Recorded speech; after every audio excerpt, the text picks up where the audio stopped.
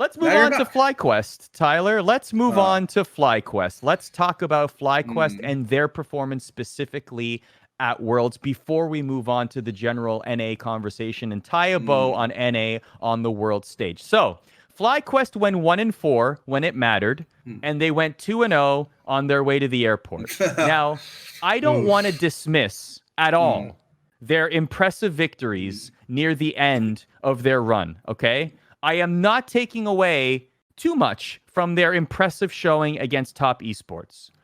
What I do need to say, and I think that it's a little bit lost here, is that there is a massive difference between playing games that have weight to you qualifying for the playoffs and having that weight completely off your shoulders and playing for pride. Those are two completely different scenarios.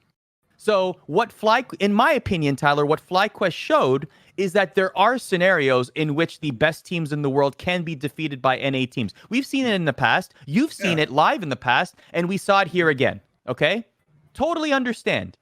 But just remember the circumstances, because this would have been even a lower probability, very likely, if both these teams were battling for playoff spots. And remember, top esports were already secured, FlyQuest were already out. In a situation like that, the mental state of both of those teams' players are completely different. With that said, I'm happy that FlyQuest was the team to get this victory.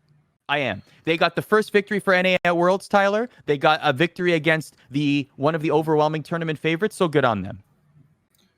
Yeah, in a World Championship scenario, generally the only team that gets to celebrate last, most of these teams are going to end up losing their last game, where, FlyQuest got out of the World Championship with a win. They left on a victorious note. They had an honorable Warriors death, as I saw Captain Flowers tweet to Santorin after they beat, TES in Unicorns of Love. It was an honorable Warriors death.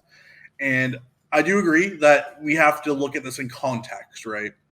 In terms of FlyQuest as a team, applaud them to no end. They played really well as a team. Even in their losses, I thought they looked good in almost every single game. There was not one game, maybe outside of the DRX game today. Outside of that one, though, I think they looked good or had positive showings in every game. And that includes the first TES game, where even when they were down 8K gold, they were still winning team fights, which they had no business doing. And I think today versus TS, obviously TS with the wonky draft, as we brought up before, with the Urgot in top lane. But, it doesn't matter what they pick. Like, you have to go out there and win the game. And I think, putting Ignar on his signature Blitzcrank and having him be, active from second one was a brilliant move. And with the freedom of, not having to worry about a win or lose situation, you just have there and go have fun, play your game. That was the best pick possible. And I liked how they put Solo on a comfort pick where he actually could win lane on Gnar. And as we saw, when he actually put him on a champion that doesn't get rolled in lane, he can actually do quite well. And he actually overall, this is actually might be surprising. This is going to shock you, Arda. In terms of top laners, Solo had the third best CS differential at 10 minutes.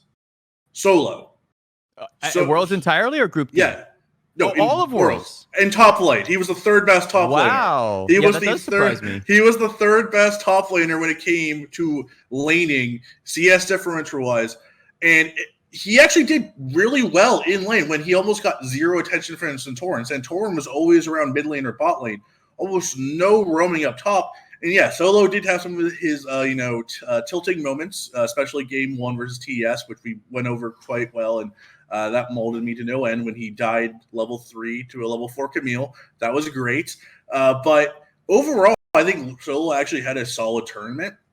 He didn't get a lot of attention. He got the direst treatment of where the North American team just kind of leaves their top laner to die and soak up pressure and just tries to survive in the top lane, and everyone else tries to carry through the other lanes. But I think overall, every single player of FlyQuest had a magnificent tournament in some way, shape, or form, and especially Power of Evil. If there is one player to actually give a applause to, it is Power of Evil. Him and Core JJ can share, NA honors of, the German and the South Korean, obviously, the best two players for North America at Worlds. But how those fitting two, is that? How fitting was The German and the South Korean are the best players for North America at Worlds 2020. But Power Evil was in a group with Knight and Chovy, the two best players, in my opinion, in the world, and he did not look out of place at all. He did not look like a player that was from a NA late league. He looked like a player that if you took the nameplates off and you went through all these games, you would say, that Power of Evil guy he's right up there with Chovy and Knight. He has the skill to be one of the best mid laners in the world. And he was in the games that FlyQuest won this tournament. He dominated. He dominated No Man's in both games they played. No Man's who, dominated the playing stage. We were talking about how great No Man's was in the playing stage. Him, just styling on every single mid laner in play-ins, emoting, being so arrogant, just kind of like dunking on everyone he played. And then he plays against Knight, Chovy, and Power of Evil, and No Man's gets thrown in the dumpster over and over and over and over again. And Power of Evil really showed that he is that caliber of player. He came to this tournament, and when everyone's eyes were on Bjergsen, and I will take the L here, I will take the giant L on saying, Bjergsen's the mid laner to watch from LCS. Oh, Bjergsen's a top 20 player at Worlds. Please meme me for that. I was wrong.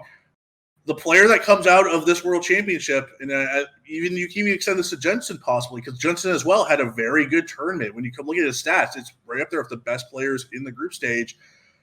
Out of this tournament, I think you could say Power of Evil is a world-class player. He is a player that next year at Worlds, if he's coming back, he is a player that no one can look down on. He is a player that every single team will have to mark. And we saw by the end of the tournament in this group stage, everyone was trying to ban him out. They were trying to ban out Syndra. They were trying to suppress him, and he would just pick up the Vayne. He would pick up all these different kind of champions, the Azir, and he made it work. So Power of Evil, most of all of everyone on FlyQuest, he really came in this tournament looking far better than he did coming in. And I don't think – it wasn't a thing of people thought Power of Evil was a bad player. I think everyone always respected Power of Evil.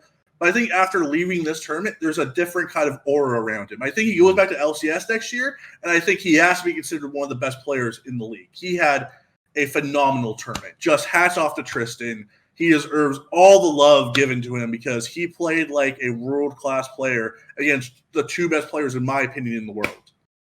And we'll get to what happens to FlyQuest next in just a second. But I do want to give a shout out. In fact, all of NA would like to give a shout out to Unicorns of Love for not leaving TSM as winners of Worlds.